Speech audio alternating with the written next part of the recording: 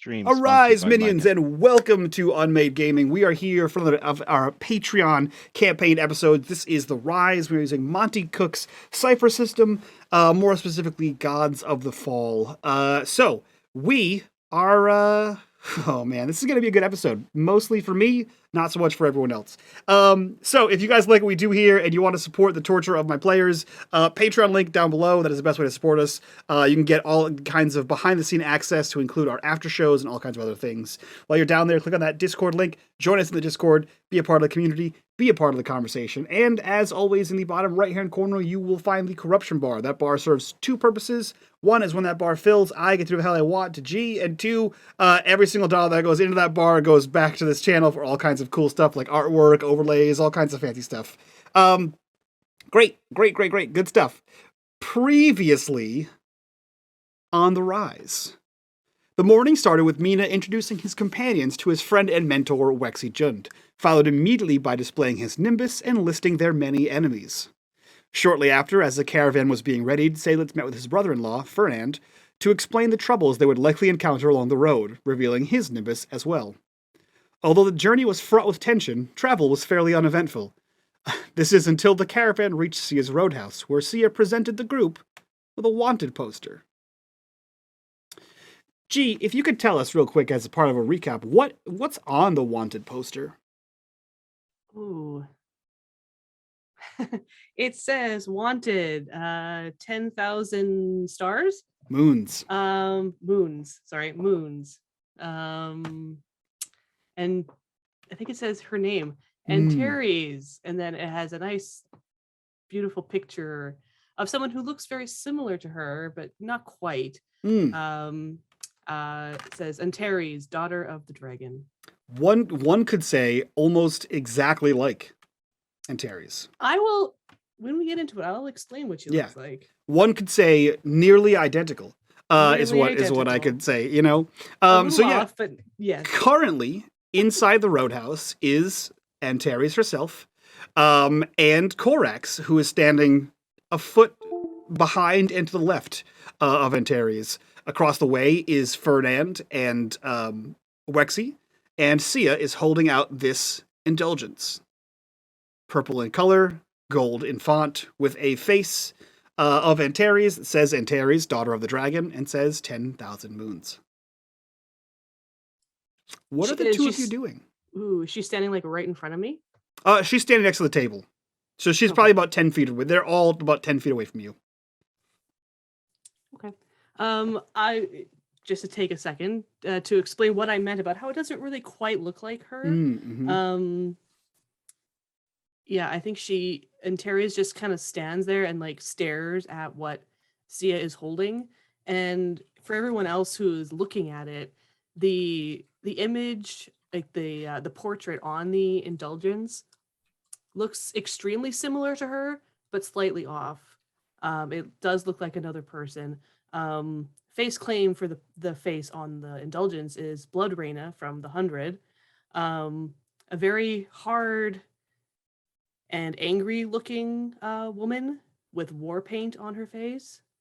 And I say it looks different than her, that now that you're seeing the two of them were kind of next to each other, that expression that you thought was on Antares' face the whole time, the really hard exterior resting bitch face, as we call it, Antares now, comparatively to the indulgence, she looks tired, I'd say. It looks different. It's not the same hard expression as it is on the picture. But it is her, but yeah. And she just kind of very blank expression. She walks towards Sia, and she's looking at the indulgence. Not in a threatening way, she's just walking forward. Yeah, again, Sia towers over everyone here. She is well over 6 feet tall, arguably nearing 7 feet tall. She is a brick house of a woman. If I had to give you a visual here, I would say, what the hell's her name? The super strong sister from Encanto. That's what we're looking for. She's far bigger than everyone else in the room. Um, so you begin to staunchly walk forward. Korax, you are no longer in the shadow of Antares, and in fact, there are no shadows around for you to hide in. What are you doing? Corax isn't hiding in the shadows, Mike. He walks up along, like, to get up alongside Antares. Mm-hmm. If she stops at any point, he would stop alongside her, and just lean, like, still looking at Sia and the indulgence. He turns his head towards Antares. I guess Mother has put an indulgence out for you. And he just looks through at Sia. Yeah, I think that's when Antares will. She doesn't respond to him, and that's when she will walk forward towards Sia, staring at the indulgence. And if Sia allows it, and doesn't do anything else, she will walk up and, still staring at it, take it from her. She lets you take it. And as soon as you slide it out of her hand, she crosses both of her beefy arms. Yeah, so she takes it and just kind of takes a step back, and then she's just like looking at it. And that's when you kind of see the difference in the expressions. Yeah. As you hold it in like the firelight that's like lit in this kind of tavern, basically, it glistens. Like you can see like the light reflects in the gold ink. And Wexy breaks the silence and she says, "Would you care to explain?"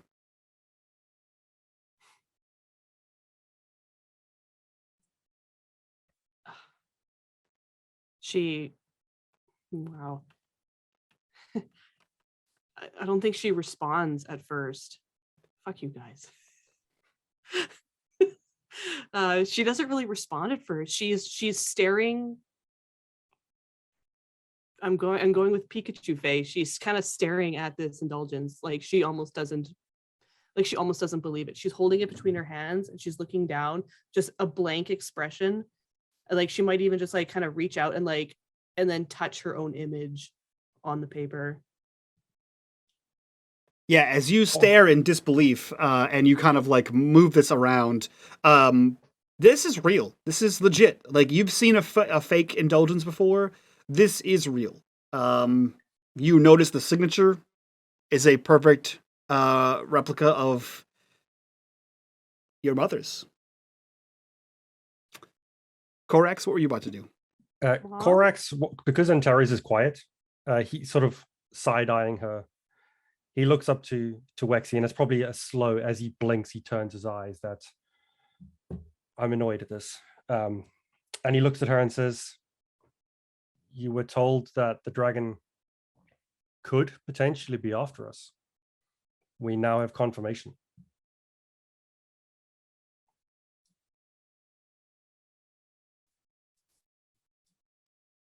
There's a difference between the dragon may be after us and we're transporting the dragon's daughter.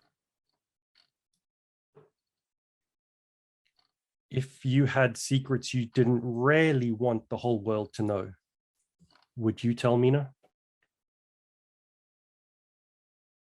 Mina? Of course. And he would tell the world. He would tell no one. Mina is too open. He's an open book. Honest to a fault, some would say. I would trust him with my life, but not with my secrets. He told you things about us that we maybe didn't want you to know. That is because you have known Mina for a short time, and I have known him for far longer. So our trust goes vastly deeper than the few months that you have known him. Weeks. Exactly. So I would trust him with any secret. Did she trust you with this secret? And she side-eyes Antares. No. They didn't know. So you lied to everyone, endangering your allies of convenience?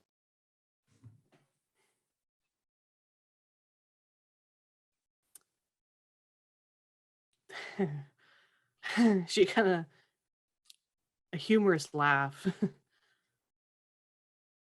They never asked. And I didn't offer. Not a very common question to ask. Hey, are you the daughter of the Empress of Night?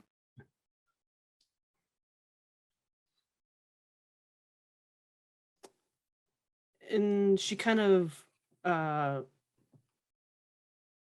reaches the indulgence back out to Sia, like she's handing it back. And like whether or not she's actually going to take it or not. She takes it and sort of tosses it on the table. Okay. And then she'll step back away from Sia and kind of like half turn away from her a little bit. And yeah, she looks like she's in shock.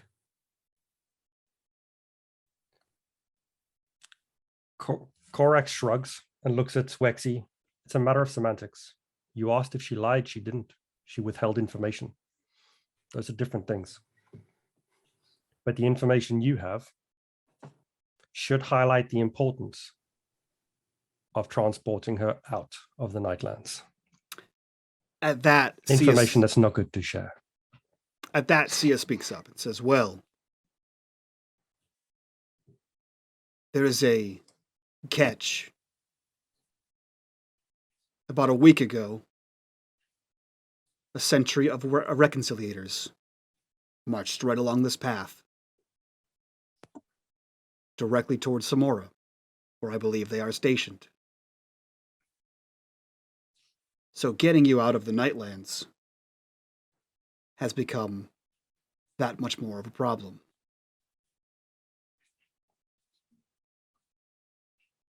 There are places you can hide in Samora. There are places you can go. I assume you wouldn't be going there if you didn't have friends or allies.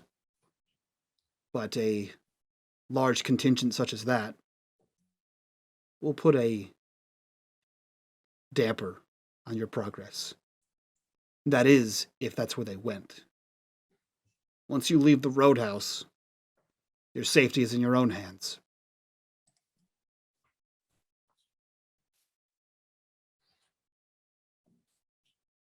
We've avoided them so far.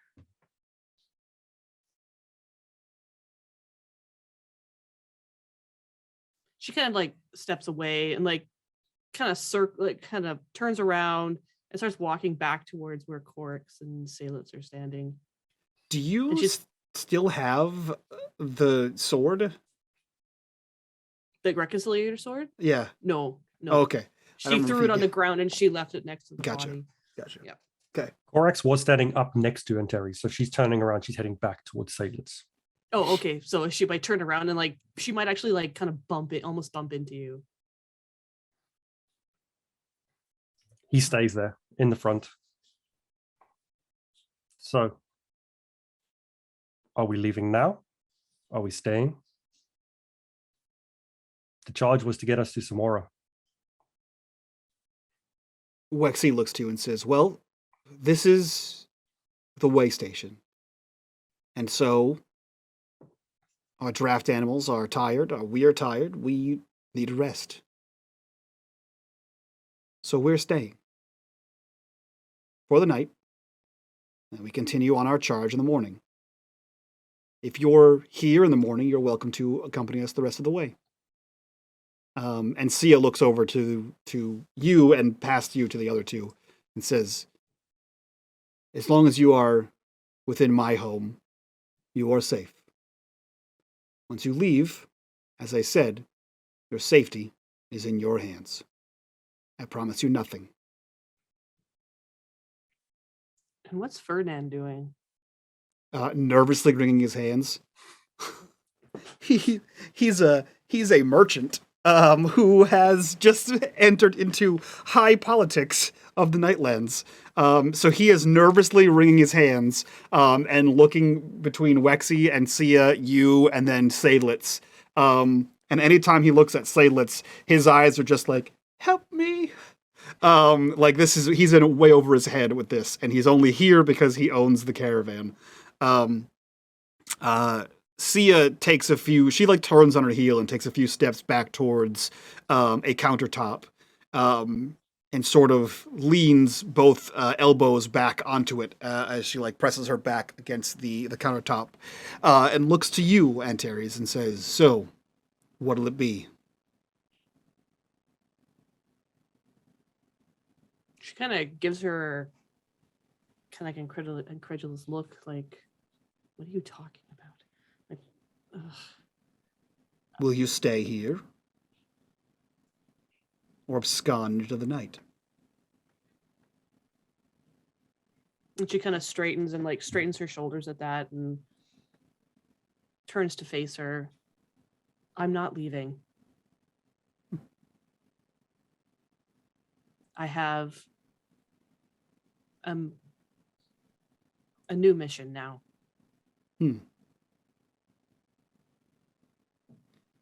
Well, it may do well for you to take stock of this room. Take stock of the information that was just presented.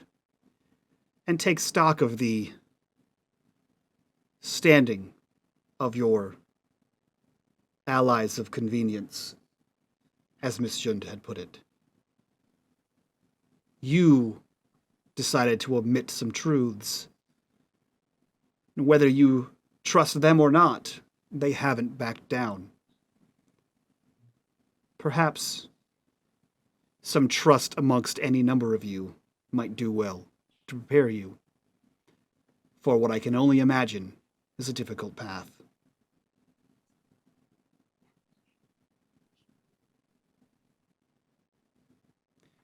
That I don't doubt. And where is this Mina? She looks over at Corex. Outside, entertaining a child. Do you, and she just kind of like pans to all three of you, intend on telling him? Or, and she just kind of glances at Wexy.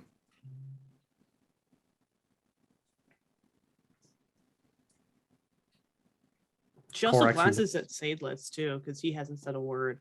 Mm-hmm. Corex just looks back at Antares. You must be joking. Seydlitz is only here for Fernand's comfort. Which is barely any. Not helping at all. Seydlitz can't really provide comfort in this situation. There's no one to shoot here yet. In the silence, Corax will, looking back at Antares. I did say you should tell Mina, but, and he looks back at Wexy. Sometimes bad news is better from a friend. Between the pair of you, decide. And he turns on his heel and starts to walk out.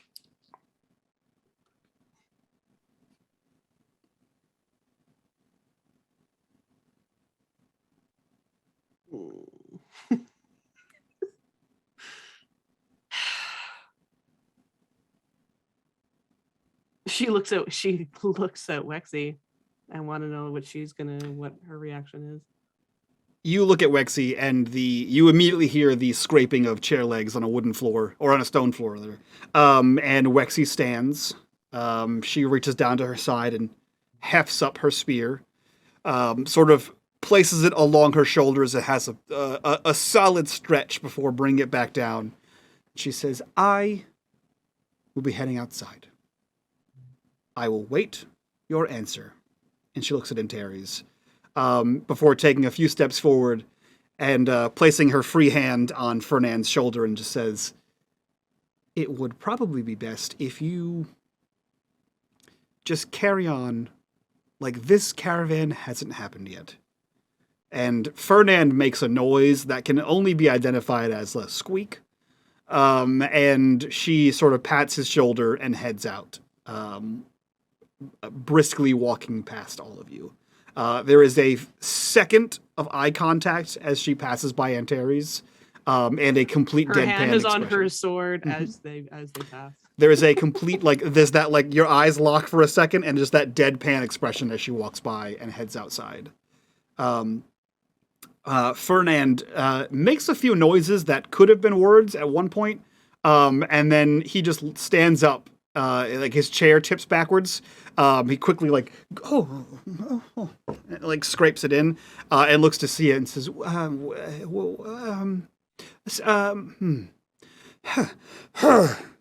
since we'll be staying, could you, we need food, and drinks. We need drinks, food and drinks, and also, food for the animals. I have paperwork. She strides towards the table as he's stammering. Okay. If he notices, he doesn't react to you Okay. coming towards him.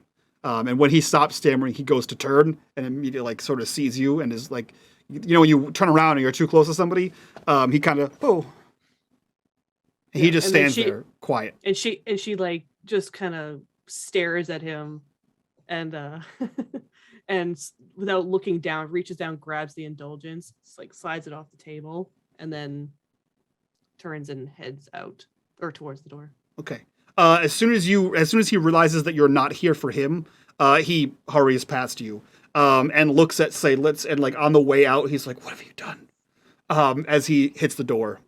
I just want to freak Seydlitz, him out. yeah, Seydlitz, your brother-in-law scurries past you like a mouse. You see that Sia is still arms on the counter, and you see that Antares has snatched up the indulgence, leaving just the two of them and you in this room. As your brother-in-law heads by you, what are you doing? Terry, would you mind not freaking him out more than he already is? She doesn't react. She goes, "Huh," and just I know what you were doing. That was obvious. and makes out the door.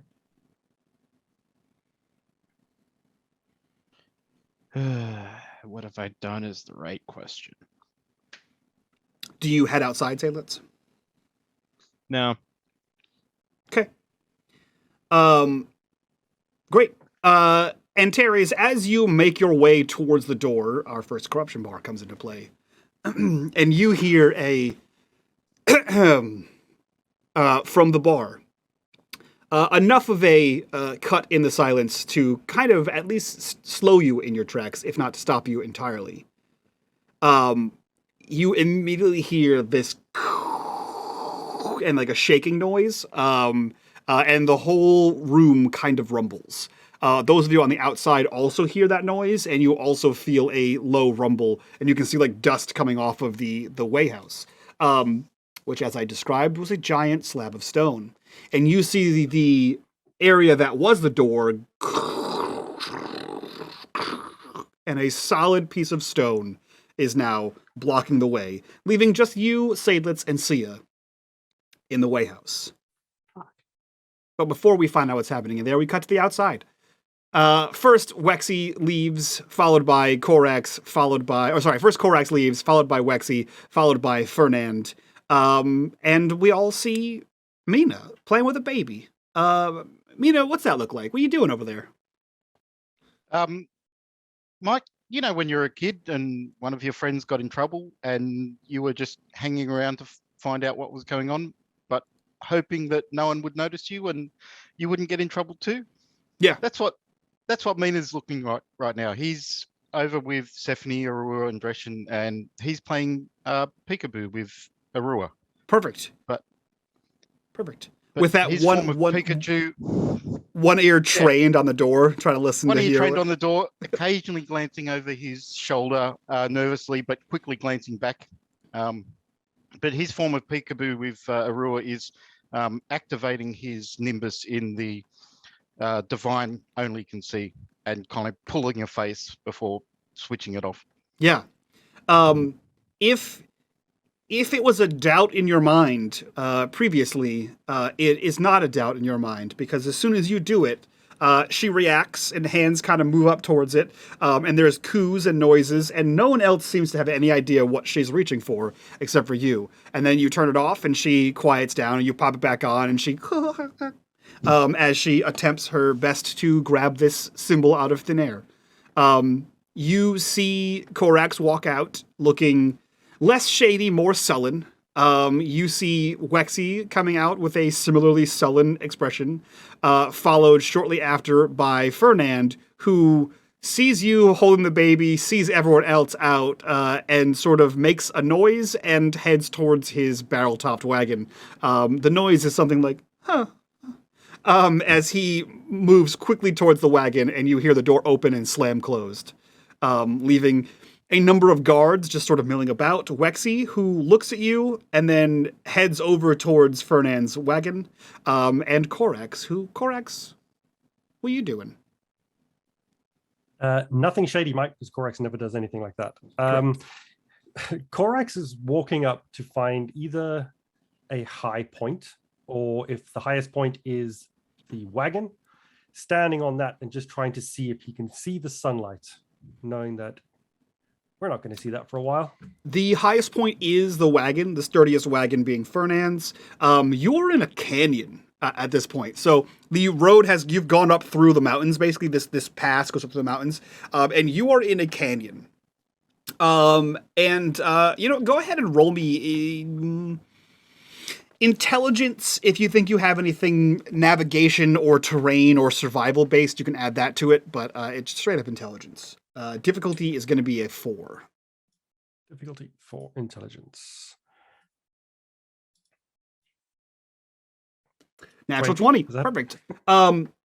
This canyon, nothing about it looks like it was naturally made. This is not a naturally formed, craggly canyon. This is like, once you get up here and you can kind of survey the area, this looks like it's a slab cutout. Like someone cut a piece of cake out of the middle of the cake and just pulled the whole thing out. The canyon you're in is completely smooth on all sides. You can see like the different layers of sedimentary rock. But yeah, this for like a while just looks like a smooth, someone just removed this area of land. And you can see that the stone edifice of the roadhouse is not. It's part of the canyon. There is no, it's not like someone moved this rock here. It is fused with the canyon wall. This is all one area. So it's like as if someone cut that rectangle out and then cut that whole piece where the wayhouse is and removed it as one unit. This is an unnaturally formed canyon. That's what you see. And you look northbound, trying to see the sunlight, and you see nothing. It is darkness as far as the eye can see. He huffs to himself. He's just annoyed with the whole interaction and Antares and all her lies. He just huffs. All her shadiness, none of yours. All her shadiness. She outshaded him. That's what the huff was for. He stands on top of the wagon, looks to see the sunlight as the one shining good thing that he knows was on the horizon. Doesn't seize it, just huffs and gets off and just walks off. As you huff, that's when you hear the and you look back to the source of the noise, Mina as well, and Wexy, and you see there's no door. Not that something has filled in the door. Much like the rest of the canyon, there is nothing there. It is flat. There was never a door. It is completely fused stone. No windows. This is a weird outcropping of rock that used to be a wayhouse. What are you all doing outside when you see this happen?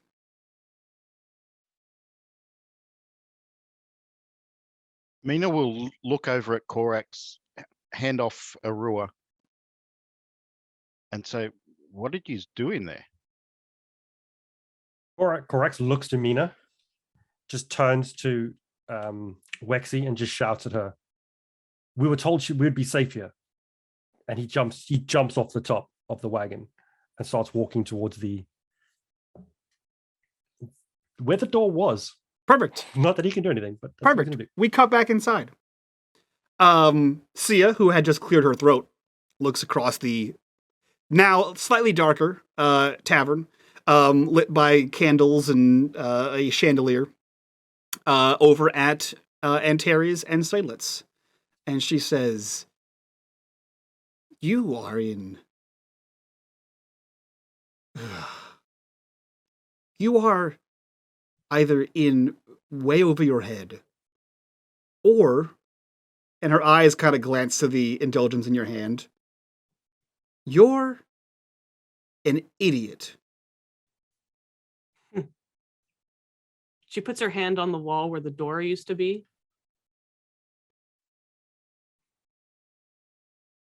You try to punch your way out? You look dumb enough to try. It's 3 feet of solid stone. Is the jury still out on that? Is it? I take it I was supposed to have walked out that before this happened, right? That was my intention, but it doesn't matter. All right. She will not. She looks to you, Seydlitz, and she says, "Why don't you take a seat?"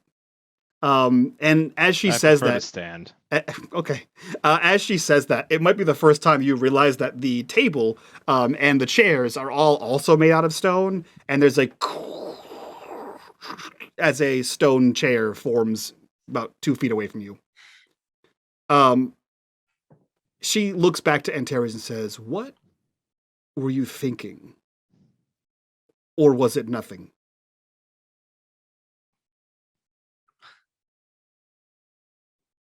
What is this, lecture time with Sia's at Sia's Roadhouse? And she turns and like leans against the stone, crossing her arms. It's whatever I want it to be.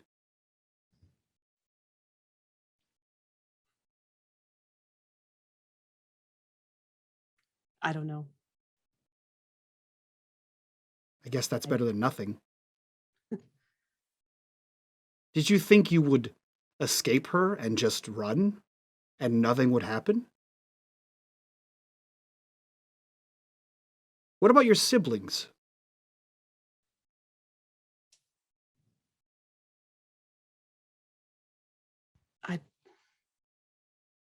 I don't know. You don't think they'll come for you? All I knew is that I couldn't be there anymore. You don't think they'll come for you? I wasn't thinking. I just started walking and I left. You have no idea what I've been through. I'm sure I don't. You're not safe wherever you go. Becoming more apparent as the days goes on. What is your plan when you get to Samora? You said you have a new mission. And her arms are still crossed, and she just like kind of gives her a look with like a set jaw. And she nods to Seydlitz and then motions through the stone. They're my new mission now. And when you're... And unlike the rumors of some people in our company, I'm not gonna blab about it to strangers. Mm-hmm. And when your brother and sister come to collect you, who seem far more capable warriors, what then? Will you watch them die and continue to run?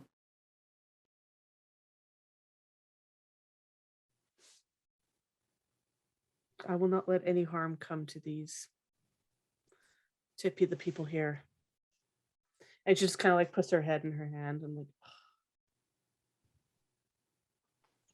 I have a question of my own. Sure. As you ask, she sort of leans forward and places a hand on the tabletop and sort of walks around the side of it, heading she behind like her what hands makes on her the face bar. and she just like looks over at him. What's your connection? To You who? two seem to know each other in some way, or at least you know her. What's the connection here?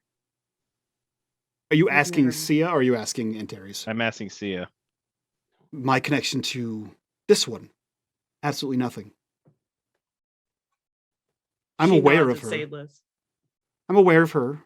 I'm aware of her siblings. I'm aware of what they do.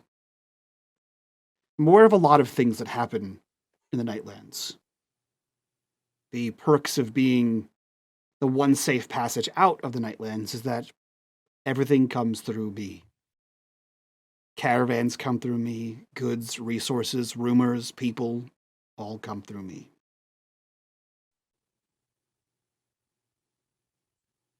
I feel there's something more than what you just said, but I'll go with it for now. I've never met her in my life. I'm not saying that. I And feel like I don't work for her mother. the Lumriel. Have you met her at least? I've met her. She's walked through these walls. Everyone gets safe passage as long as they mean no harm. And she sort of like looks from Seydlitz, like her face is still pointing at Seydlitz, but her eyes travel to Antares. And she says, and that's why you can drop the attitude. I would have turned the ground to sand beneath you if I wanted to kill you. You are safe here as long as you mean no harm to me or my wayhouse. She just nods, like a curt little nod. Never been here, and she glances at Seydlitz. I've never been here, but everyone knows about Sia's Roadhouse and the safety that it offers. The dragon and I, and she looks to Seydlitz, have an agreement. She doesn't come here. I don't kill all of her soldiers that walk through my pass. It's worked out fairly well. This is my area. This is my little haven. It is mine to do what I want. I choose to give everyone safe passage.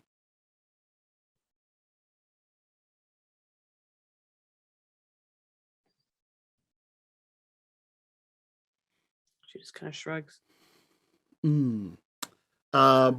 Okay. Wait, Okay. she said, actually, she shrugs and she kind of says, "We've lost lots of people through this canyon." It happens.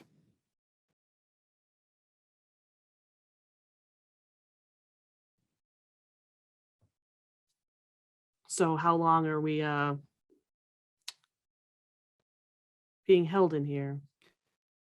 I wanted to give you a minute to think about what you have done and what you're about to do to your companions. Seydlitz in the background is going to nonchalantly activate his Nimbus, and the side where only Divine can see it, he has a suspicion. Mm-hmm. Roll me intelligence. If you have any divine based skills, you can add that to it. I do not. What's the difficulty? Go with difficulty 0, and I will let you know what you see based on the number you roll. Okay. Yay. You pop your Nimbus up. I assume you're leaving it there. You pop the Nimbus up, and without missing a beat, as she continues to talk to Antares, you see her eyes flicker over to you and then back immediately, and that's all you see. She looks to you for a second. Antares also looks, mm-hmm. probably a little longer. And she continues, I wanted to give you a second to think about what you've done and what you're about to do with your companions. You said you have a mission, and your mission is them. Your mere existence endangers everyone wherever you go. If you wish to protect them,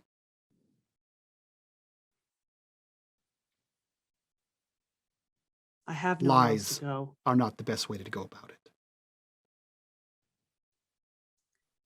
It's not something you can just throw casually into a conversation. It's like, oh yeah, I'm favored of I'm a chosen of the Lumriel. It's not just something you just casually bring up over dinner. I wonder why your siblings are probably after you. And Well- she kind of, when he says that, she kind of looks down a little bit, like she crosses her arm and like looks down, maybe like she kind of like digs her toe into the stone. She looks to you and says, well, explaining it over dinner is ultimately exactly what you're about to do.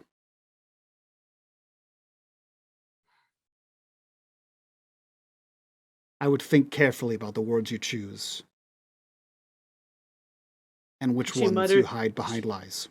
She mutters under her breath, "That's what I've been doing this whole time, for crying out loud." She like spreads her hands across the countertop, and she looks at you, and her like whole countenance kind of shifts, and she smiles very warmly, and it's a very like welcoming smile, like the one you'd expect from like an innkeeper, like welcoming you to their tavern. And she says, "Well, I hope the meal goes better for you." And as she says that,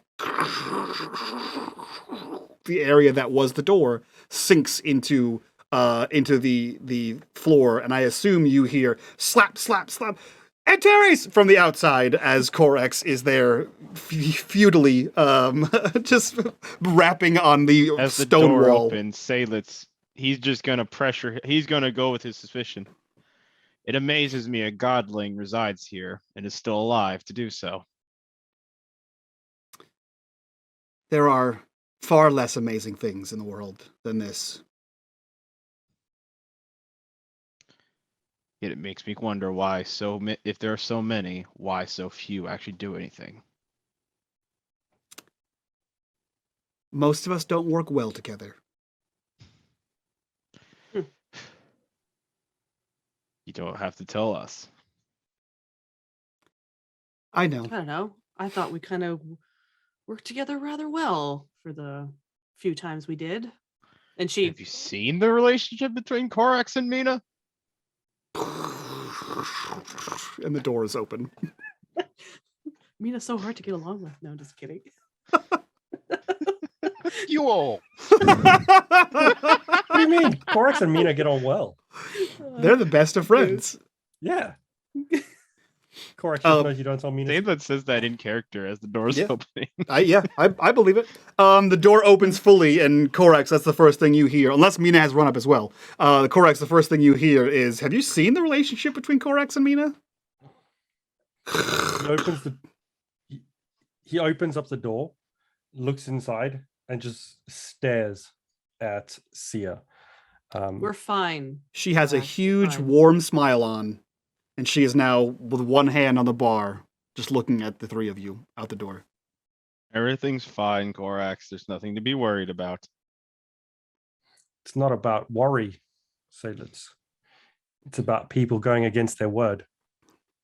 She raises her hand, like, and then puts it on Corax's shoulder. Like she raises it, hesitates, and then puts it on, and it's a heavy hand. And then she's pat, pat, and then walks out. He is skinny underneath his cloak. Then she goes to put the coat that's like, woof. Corax is 30% cloak, 10% hair.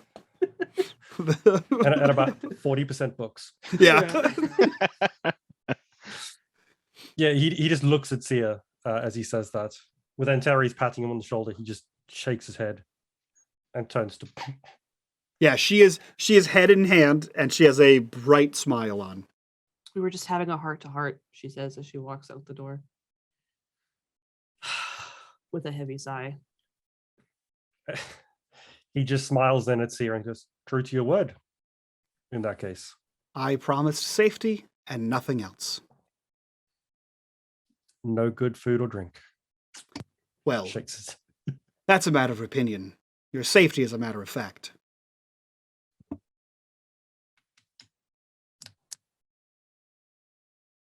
take you at your word, And as long you as it means something. you see her kind of nod to you, and then she pushes open a door behind her and walks into some kind of room back there.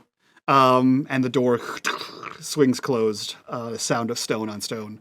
The four of you are back outside together with your thoughts and your Mina.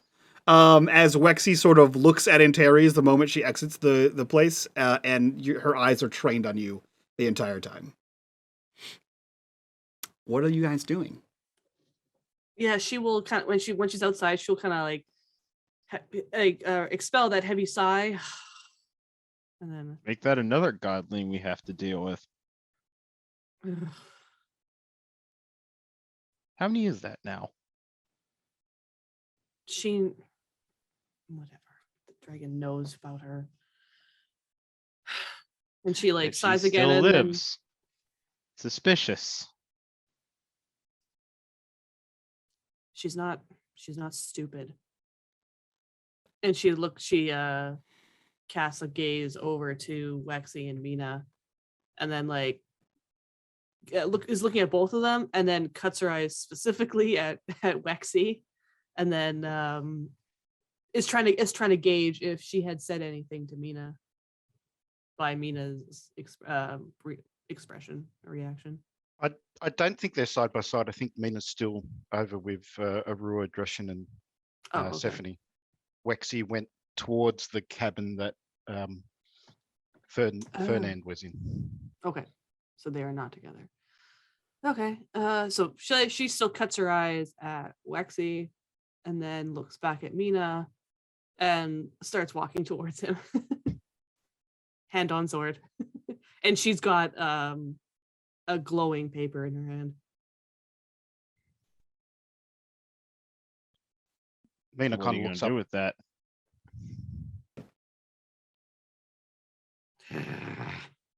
She just kind of growls. Mina, you've seen a paper like this before. That looks like an indulgence, as far as you can tell. Mina will just look at Antares as she approaches and kind of then glance over at Dreshen and says, I think we missed out on all the fun. I usually do. You guys keep me pretty far away from everything that happens. Frankly, I'm usually concerned when you ask me my opinion, because it happens so infrequently. And Sir Dreshen and Stephanie are standing right there. Yeah, and the baby. Yeah. As she approaches, and she then moves her eyes and looks at the two civilians, and her step slows a little bit, and then she reaches out and hands the indulgence to him face down.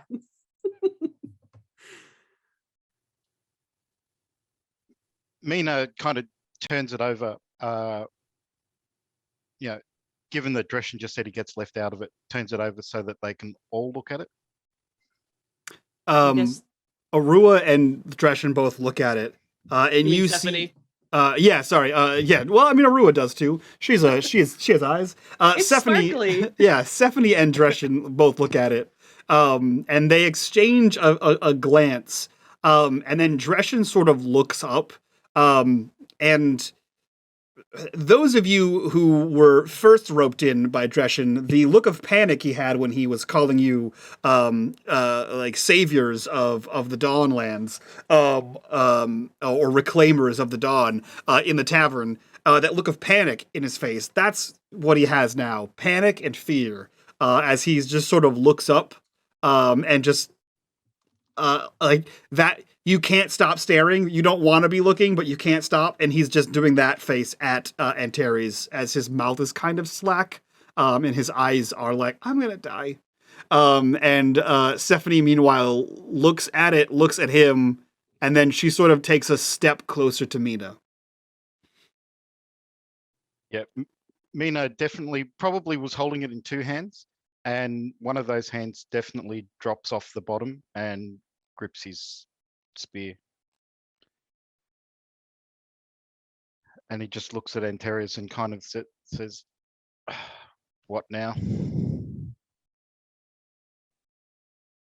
And I think this is like one of the first times her hand is not on her sword. She's kind of just standing there pretty awkwardly. Like she literally doesn't know what to do with her hands. I guess that's up to you. And she glances down to his spear.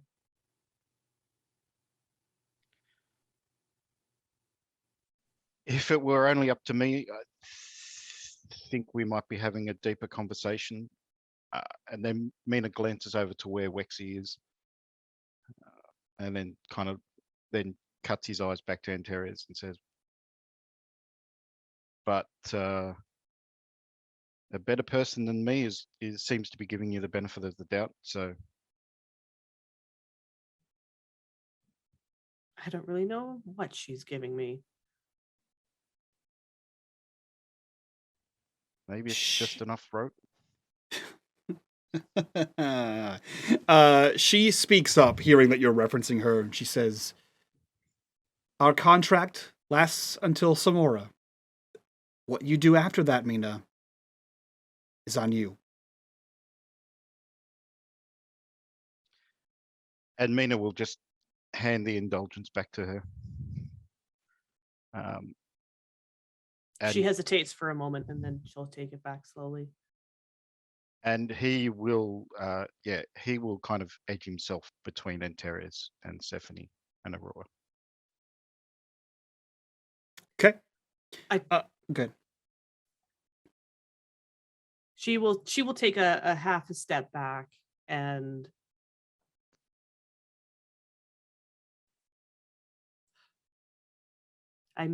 I may not have been completely forthcoming with you about who I am, but I didn't lie to you when I said I wouldn't hurt you or them. And what I said to you on the road the other day, that still holds true. And she kind of lifts the thing, like half-heartedly lifts it. This is not me. And she visibly winces. Not anymore. Well, maybe you want to think about whether your omission has hurt them already. And he kind of glances over at Sephine, because lies don't tend to make people feel better about things.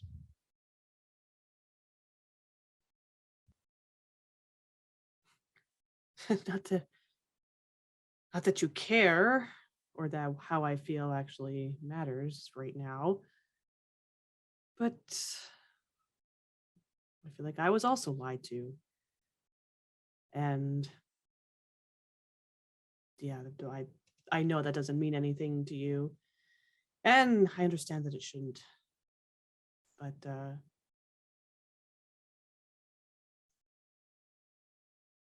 I meant it when I said that I would protect you guys and Arua.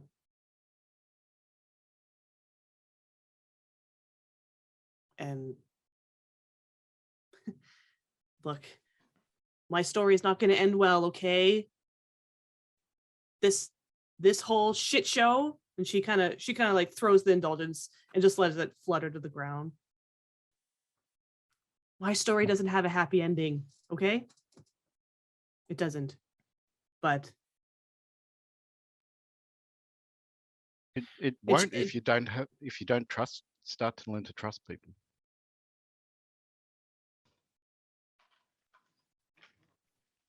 We will help you, and we have. But as I said back in old Nemero, we can help you better if we know everything. We can help you through it easier. You can't help me with this. Not if you don't let us. You helping me just puts a target on your back. But I do that pretty well myself. Another target's not going to make a lot of difference.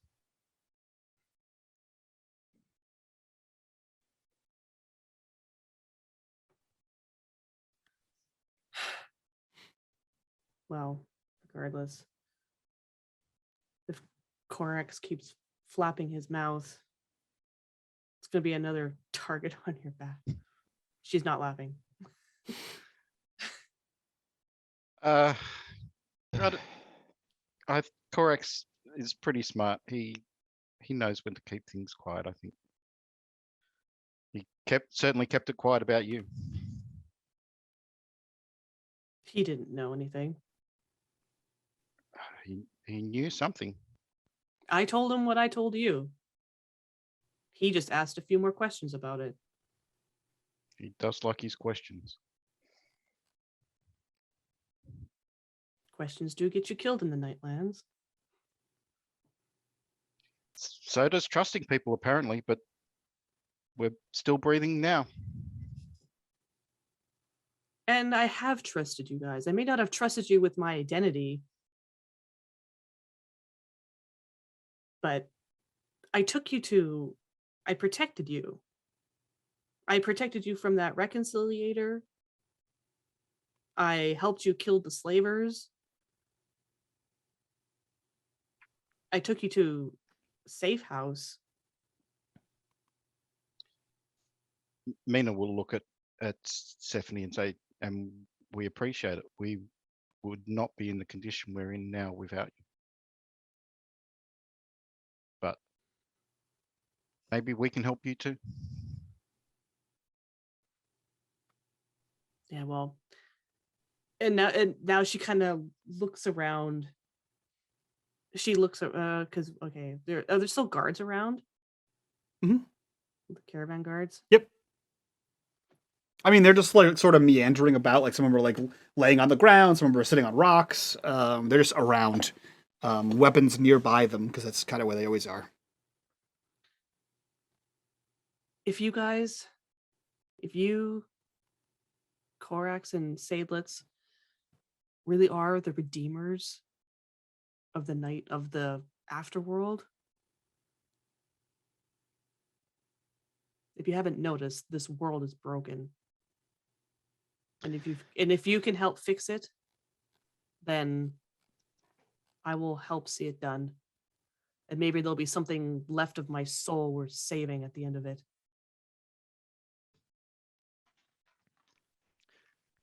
You're Mina all just nods. so doom and gloom. Why can't you ever just lighten up for a little bit? I mean, we have a lot more left of our life ahead of us, so we are worried about it. Terry's, let me ask you You're a going to question. fall over dead soon. Shut up, Mina. I'm asking Terry's question. If you weren't divine, if you were just a normal person, what would you do? Her lips set into like a straight line. And she looks upset a little bit. I thought I was a normal person. Then why aren't you? What's the whole idea of just a symbol overhead mean you're not normal anymore? Obviously, we've put a target on yourselves, but that's beside the point. Remember what that the late, because she's looking at all these guards standing around, right? So she's not going to start. She's trying to dodge around some of the wording here to keep it on the DL, because that. Seydlitz is just saying it out in the open. Yeah, because that glowing lady in the shiny tower back in Corso kills people like you. Like us, apparently. Still. And she used me to accomplish that. And what did you want to do? Did you go along with it? Of course I did. She raised me. What about now? If you had to choose that same outcome right now, would you still do it? I'm here, aren't I? Why do you think I'm here? I'm asking that because you are here. If you had to go back,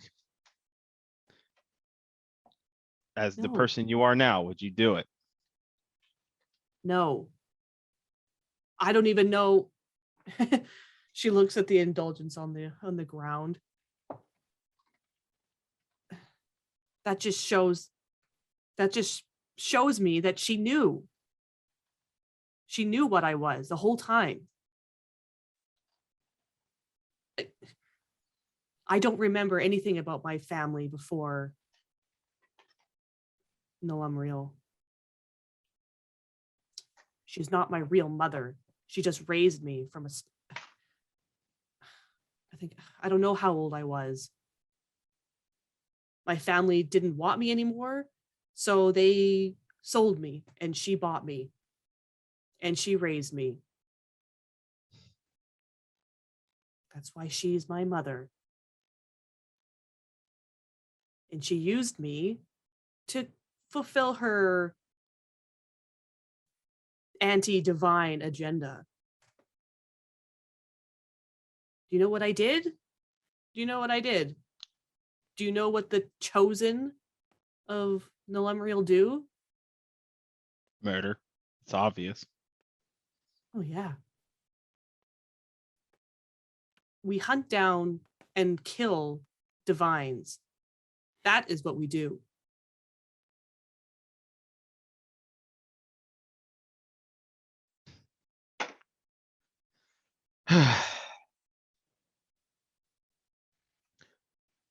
That's what I did. Seydlitz walks up to Antares and looks down because he's taller than her, obviously. Are you? How Pats tall her- are you? He's 6'2". Okay. She's 5'10", so you're not that much taller. Puts her hand on her shoulder. Life is unfair, but it's a child's right to dream, and it's an adult's job to protect that dream until that child has to face against the rocks of reality. I didn't have The dreams. rocks are upon you. What are you going to do? I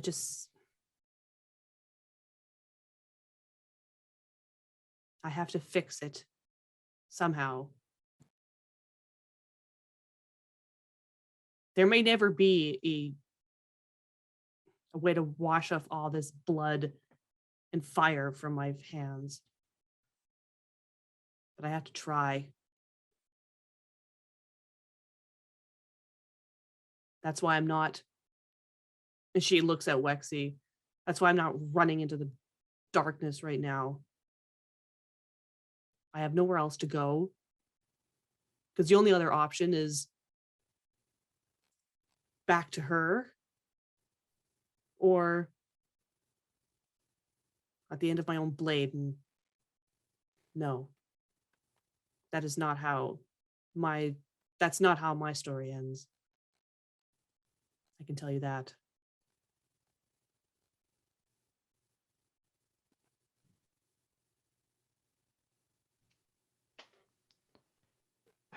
Then you have already chosen your path. You're just too blind to see it. Seydlitz walks away. He's going to Fernand's cart. Why don't you indulge me a little bit then, Seydlitz? That is not my job to tell you. You must find that out on your own. Opens Fernand's cart. Hey, Fernand, you still in here? Shuts it behind him as he gets in. Yes. You guys all hear the click of the door latch. Antares, you are left there standing in front of Mina, who, as I assume, handed the Arua back to Stephanie and has taken a pseudo-defensive stance in front of Stephanie. Corax, you watch this entire exchange happen from the shade. What are you doing? Corax is standing relatively close to the door of the rock house. And he is just watching Mina, waiting to see if Mina releases his hand from his weapon. And as long as Mina still has his hand on his weapon, he stands just quietly, says absolutely nothing, hands behind his back, and just waits. You see Mina adjust the spear, stab it into the indulgence that Antares dropped, lift it up, and just hand it back to her. And say, is it safe inside?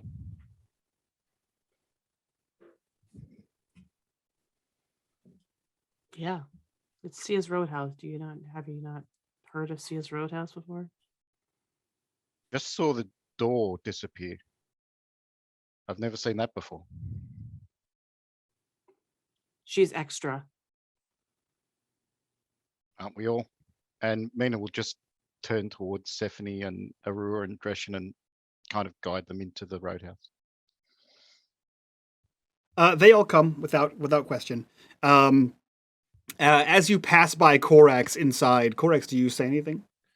Well, as Mina relaxed and stopped being so, only word I Mina? can think of is defensive, So Mina about things. confrontational. He's definitely keeping himself between Antares and the three people we're with.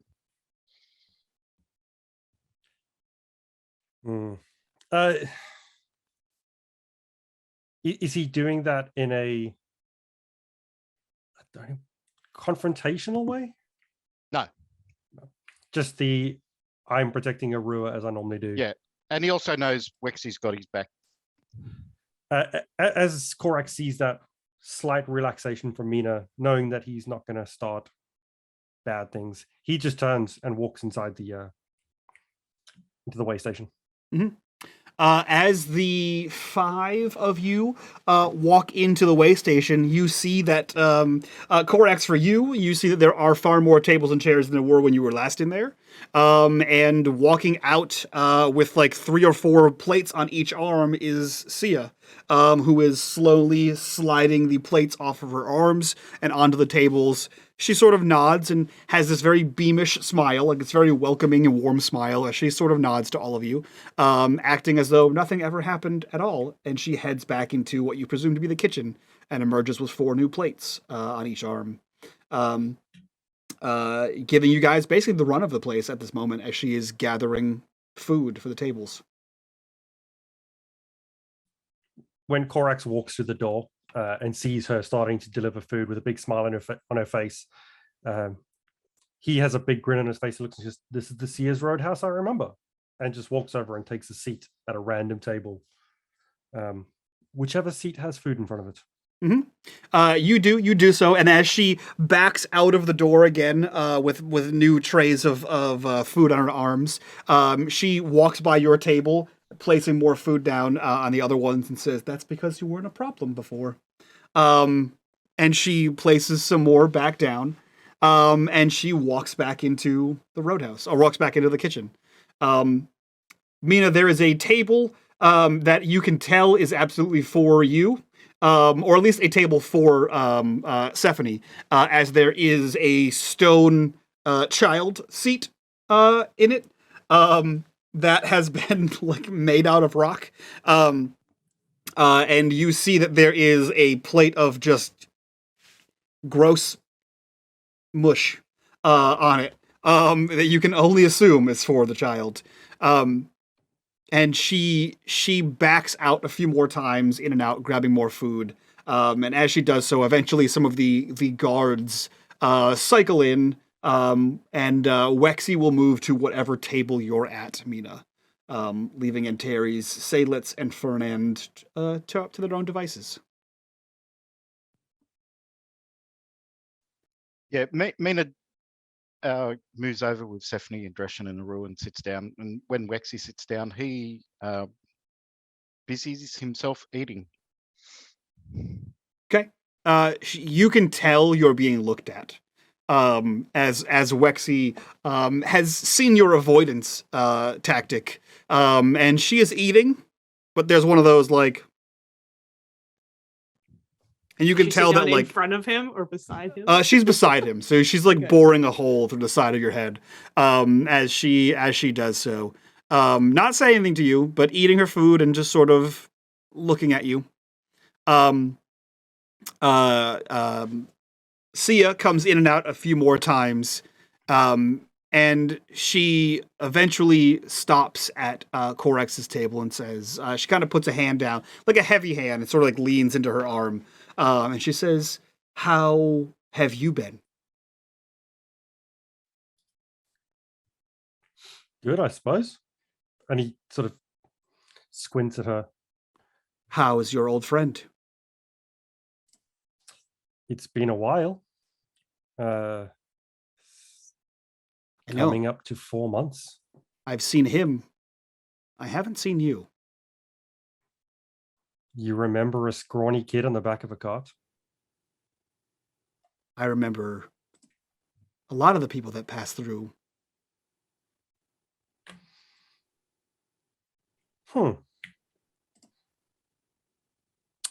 I took leave of this cart in Corso. Is everything all right? As far as I know. I mean, apart from the, and he gestures to the group, apart from the current issues I find myself in amongst. Yeah, I can see that. I thought you were with him for the long haul. He wanted to leave Corso, and it seemed like the best place to learn. He pauses for just a second, and he shrugs. Magic. Has that worked You don't out? learn that out there. I mean, things got better. Good. But that wasn't necessarily thanks to Corso. Probably thanks to, and he gestures back to the group, the problems that I find myself in. Well, if there's anything you'd like to pass along to Telbin, let me know. And I will happily leave him a message the next time he comes through. He is well? He is Last time you well. saw him? He is well. He has had other companions. That's why I noticed that it wasn't you. He smiles just because I was the best one. Do you say that? Yes. Yeah. He picked up a girl. A surly young thing. Rude. Entitled. Of what, I have no idea. Any idea what she was trying to learn from him? I don't know that she was. And I don't know that he was trying to teach her anything. She was looking for her family. In the Nightlands. That's what she said, but she remained fairly tight-lipped about who they were, or why she wasn't with them. Well, keeping your secrets keeps you alive. For a time. For a time. Well, more time is better.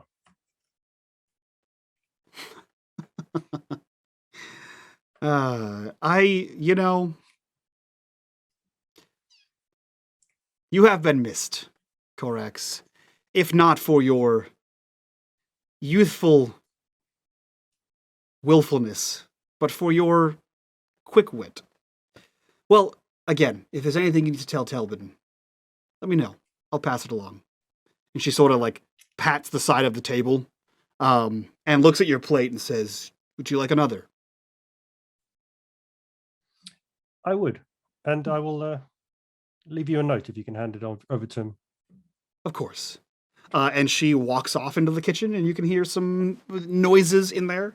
But we cut outside to Antares, who is now alone, with a indulgence with a hole in the middle of it. Antares, what are you doing?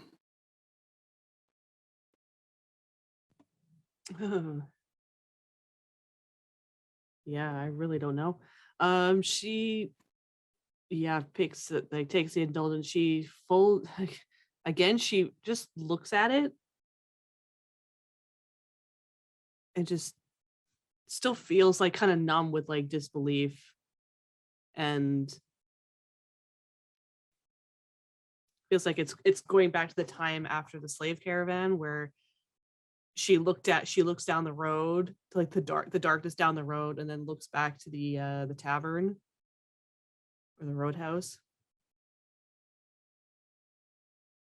and she she turns and makes her way towards the roadhouse and goes inside. You can smell delicious food. Go ahead, Seydlitz. In the backgrounds, you can hear Seydlitz argue with Fernand inside the car, like, "Are you gonna come in and eat dinner or not? There's no point in just hiding in here." Followed by muffled. As you approach the stairs leading up to the roadhouse, you can smell delicious food. There is a low din of talking and the sound of plates and utensils clinking and clattering. And you walk in and you see a table of Wexy, Mina, Dreshin, Arua, and Stephanie, and you see Korax and guards. And Korax eating multiple plates of food, and then the other guards are all sort of sitting around tables eating various foods. As you see Sia walk out of the kitchen with a single plate, she sort of nods to you with a bright, beamish smile on, and she slides a plate onto Korax's table and takes the empty one away. She looks to you again and says, "Is there anything you need, dear?"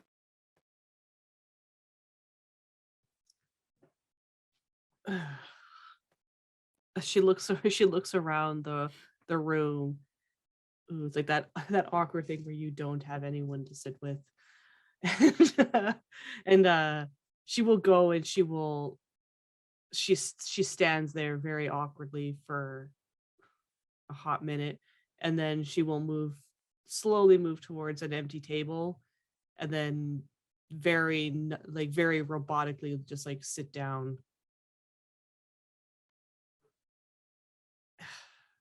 I haven't. And then she will glance at Sia. It's like, I haven't eaten in days. Well, Anything? stay right here. And she smiles at you and walks into the kitchen. And a few moments later, she walks back out with a large plate of food and slides the plate in front of you. Enjoy.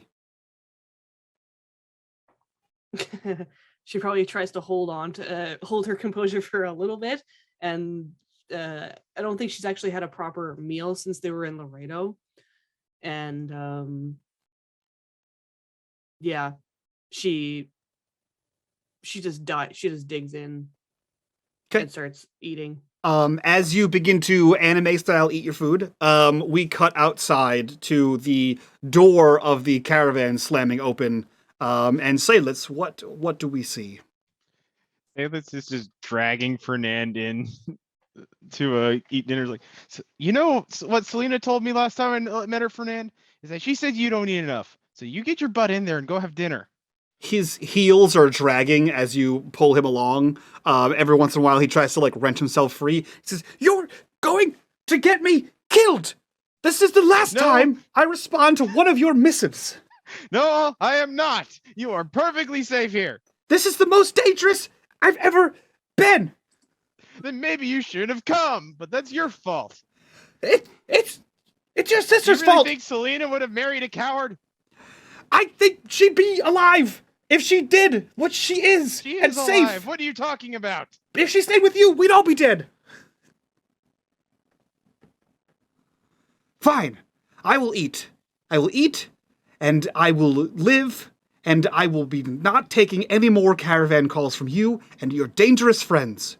It was bad enough. Fine. It was bad enough when you did this. And he vaguely wiggles his hands above his head.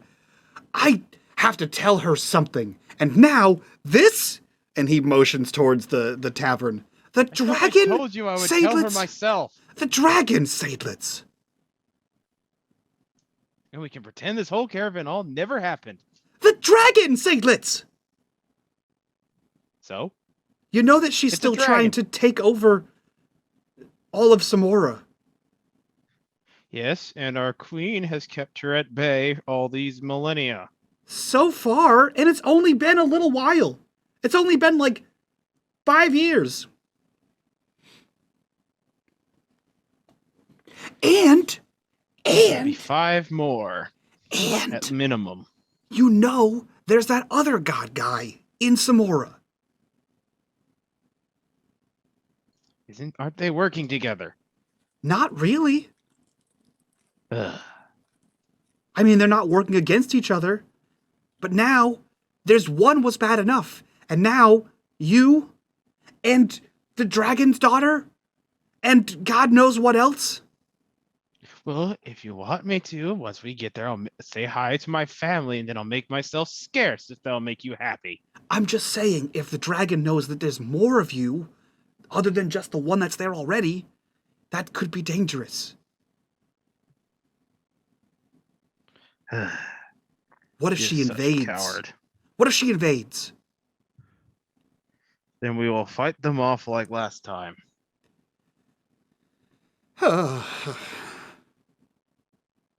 I'm gonna eat. And he like pulls his arm free of yours, and he heads inside. And everyone sees him walk in, and his eyes just are on his feet the whole time.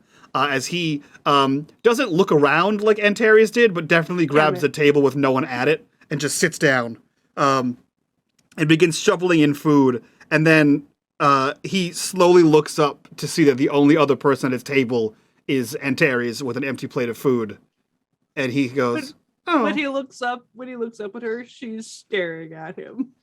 He immediately goes, "Ugh," and like puts an arm in front of his plate as if you're going to steal it, and just begins slowly eating his food as looking down at his plate. And the camera sort of pans to Seydlitz, who is standing in the doorway watching that whole thing unfold. Why did Selena like him so much? The night continues. The food is rather delicious. It's probably the best meal you guys have had in quite some time. It beats anything from Old Nemero or from Laredo. The food is eventually cleared off the plates by Sia. There are a cask of wine is brought out, and you guys are able to sup and drink into the night. All of you are able to rest in actual beds, or at least what feels like actual beds. But as the plates are cleared and the alcohol flows, the guards begin to sort of meander and cluster and have conversations, as you would imagine. What are the four of you doing, if anything?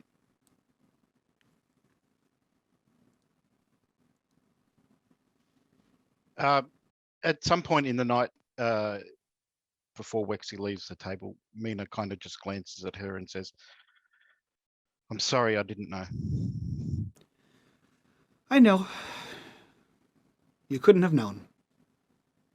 It doesn't change anything I said before. It doesn't change anything you said before. Your destiny lies before you, and if it takes you on this path, and she sort of like half nods over to Antares, then that is what it was meant to do. I will be here if you need anything. And I know you will be as well. I wish you the best of luck on wherever this journey takes you. He kind of nods and he says, it doesn't change what I said before. I think the people I'm traveling with are good people and worthy of protection. And that's why I'll stay with them as long as I can. I understand. And if you need me, you know how to reach me. And I'm forever grateful for everything you've done for me. She sort of places a hand on your shoulder as she's kind of walking towards the door, and she looks down and says, "Will you be in Samora long?" I hope so. I think we all need some time to rest and gather our thoughts and make plans.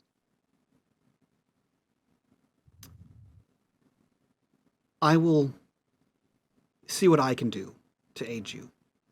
And in the meantime,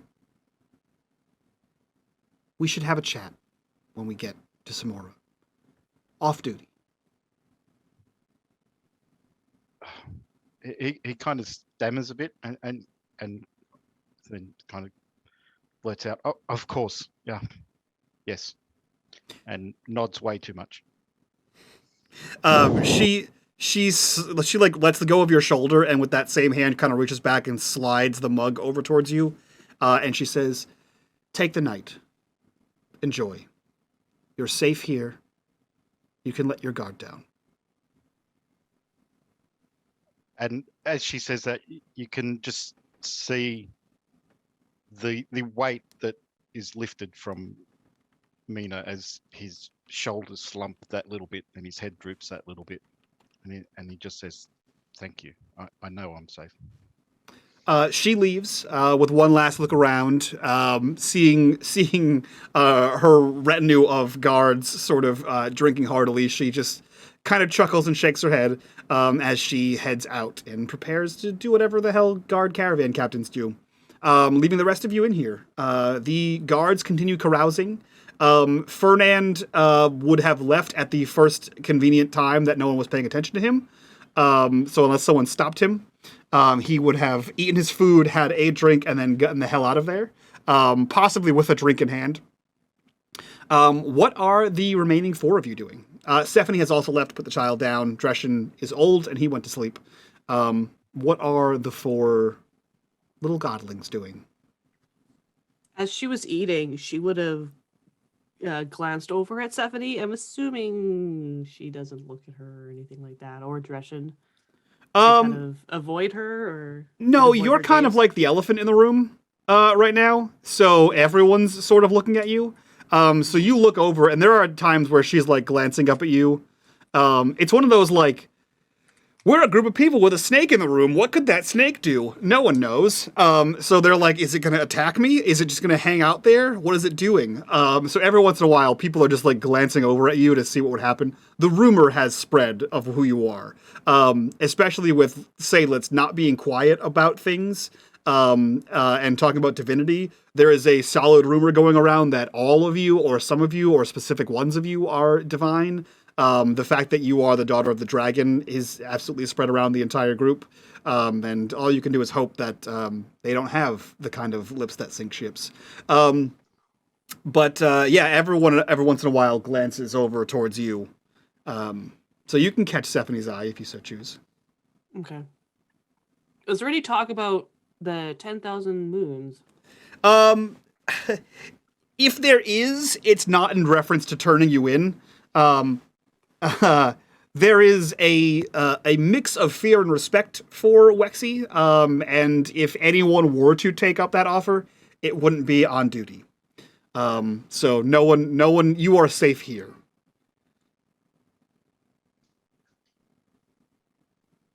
There is like that's a lot.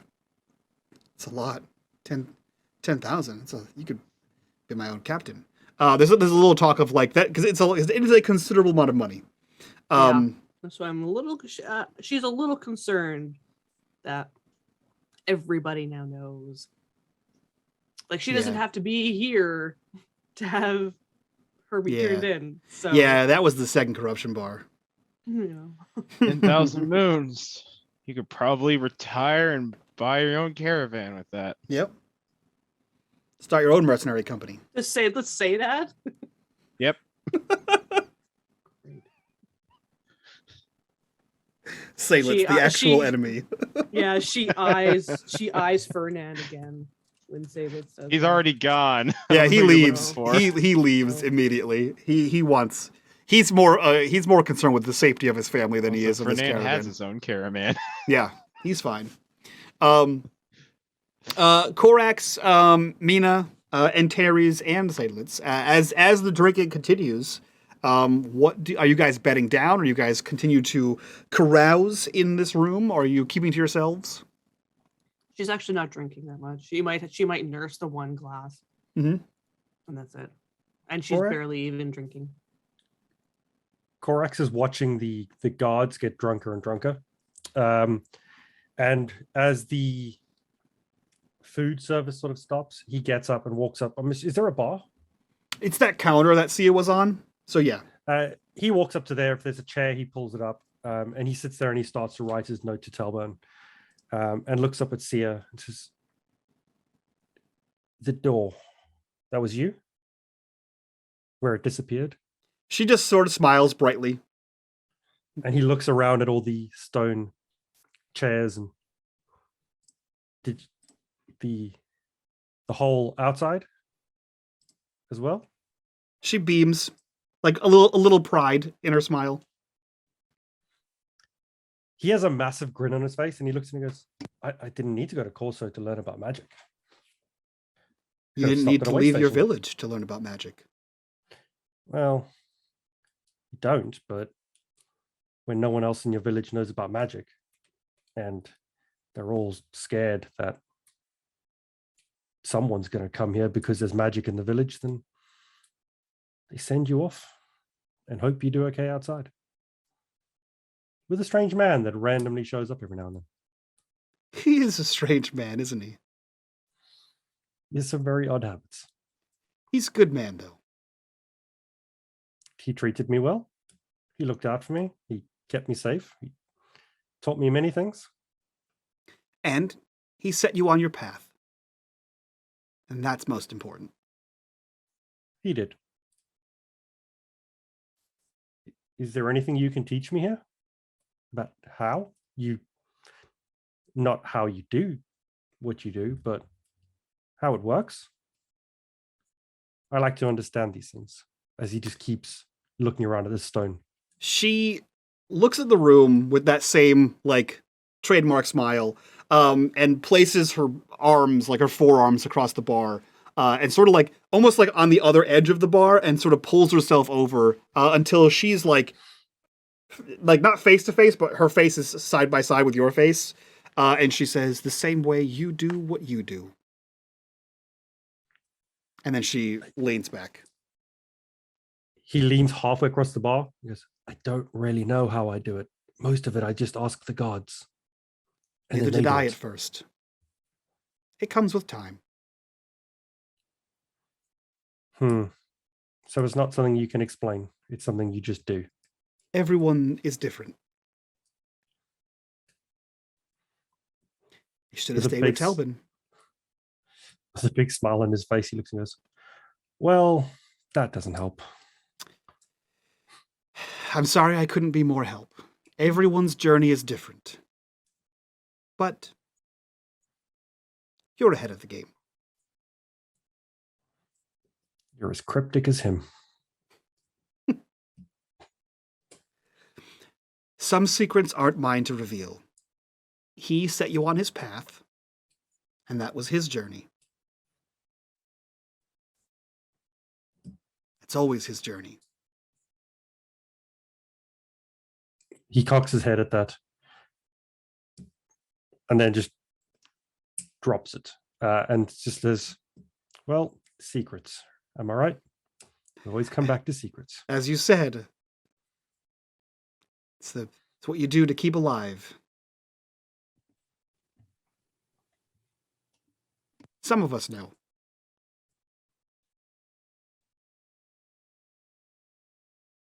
Some of us. She winks. Hopefully I can count myself amongst those people at some point. Well, it seems as though you have a path before you, and she like glances a little extra long at Antares, and looks back to you and says, and companions to walk it with. Which is more than can be said for most.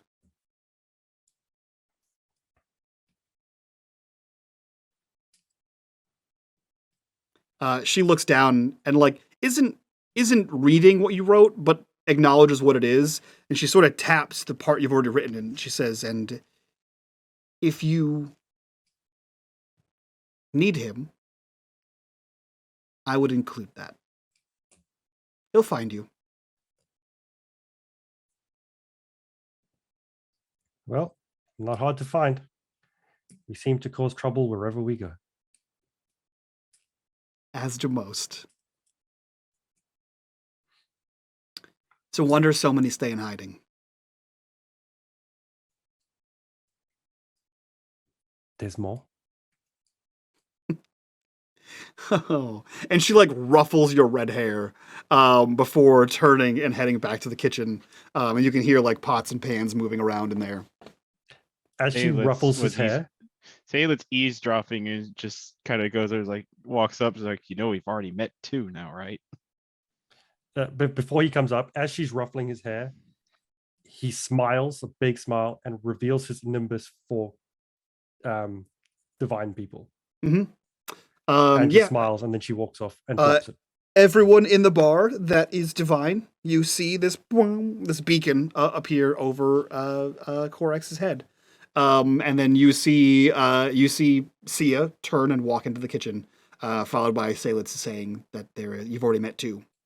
He hears her sigh. Korax just smiles and looks at Seydlitz and says, "Two's not a lot." Just saying. But it's still quite a bit if they stay in hiding. It means they're not hiding very well. But I mean, how many people have you met in the last, say, since we've met? We've seen a lot of people, but only two of them. Only so few major influential types, and two of those were divine. Well, only one of them had sway. The other one, and he looks across at Antares, the other one seems to cause trouble. Not cause trouble, sorry. Trouble follows them. And trouble follows us. And one's a baby. Yeah. No, that'd be three trouble. then. To be fair, most of the trouble that's followed us is not necessarily followed us, it's found us. I question. She sips her wine loudly and like coughs into the glass a little bit. What do you think, Korax? Say something bad happens and one of us doesn't make it along. Do you think some other divine will just randomly walk up out of nowhere? She pours another glass and starts gulping it down. Are you still at your table, or are you joining them at the actual countertop? I imagine she was still at her table. Okay. Would someone take up the mantle? I don't know. It depends on whether that is known. If you announce that you are doing something, people would rally to a cause.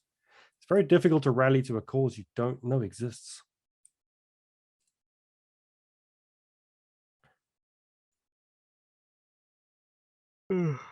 Maybe. No, we can't do that. That would just get us in more trouble. I mean, can we get in more trouble? We have the moon after us. We have the dragon after us. What are you suggesting? Making a giant billboard that says, "We're the Redeemers. Let's do this thing," and just announce it to everybody. I mean, not Ask now. me how.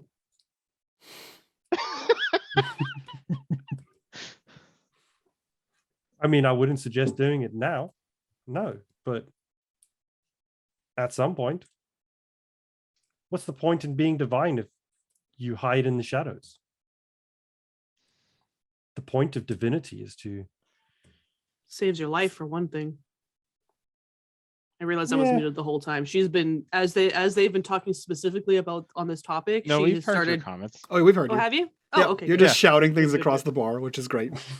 Good. Okay. It keeps you alive for one thing. Yeah. And she, from her voice hollow from the glass. Great. And then you watch everyone else around you die because the queen in her ivory tower in Corso decides that they are unworthy or they should be slaves. Is that really fair? Or just because someone decided to ask for freedom that they should be enslaved or murdered? Someone has to stand up to that. Well, it's either that or be burned alive. I mean, there's worse ways to go.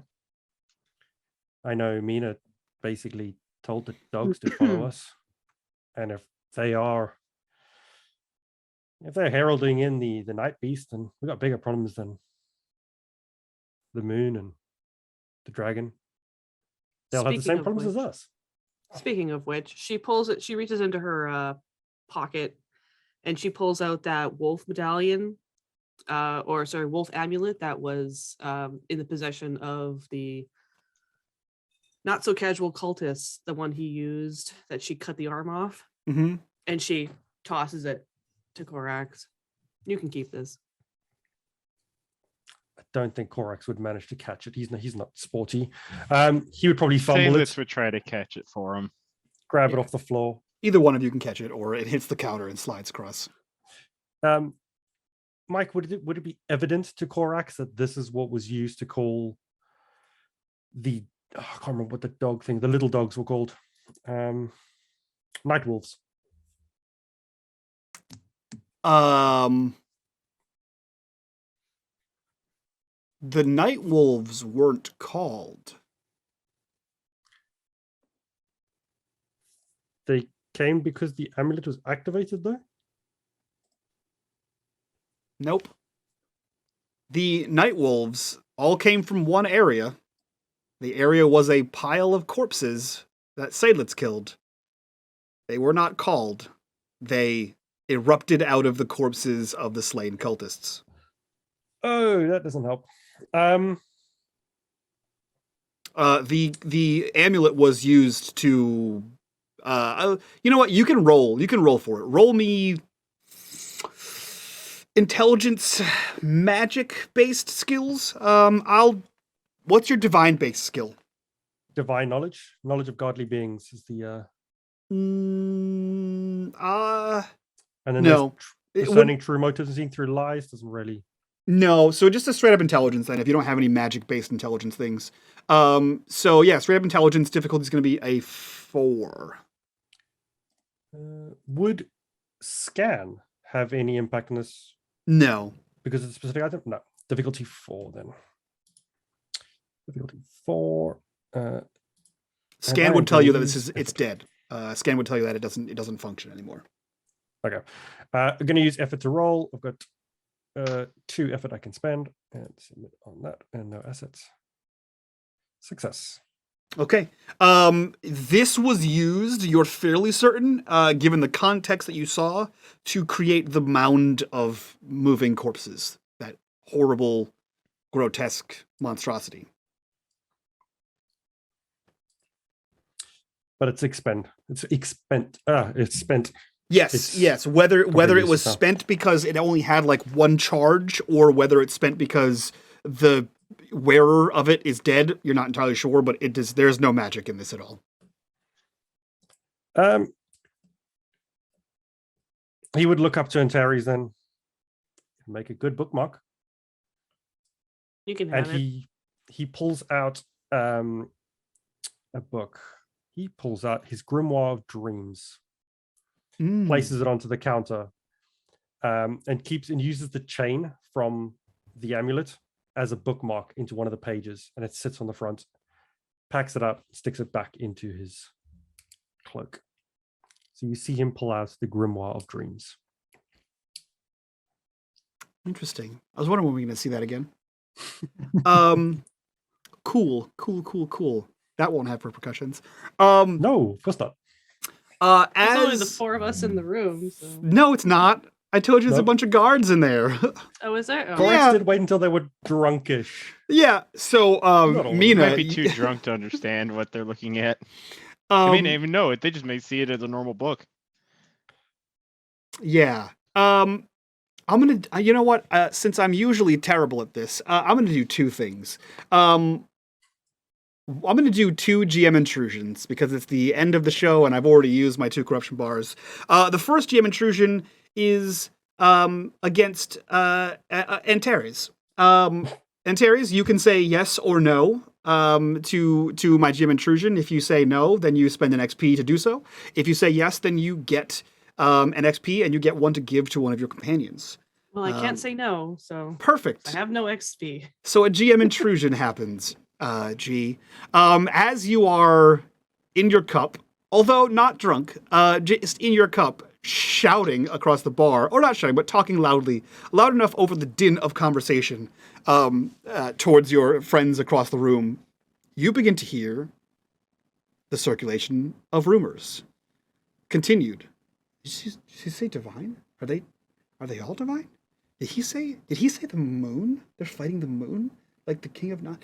So everything that you just conversed about, the dragon Elumriel, the moon, a casual death cult, the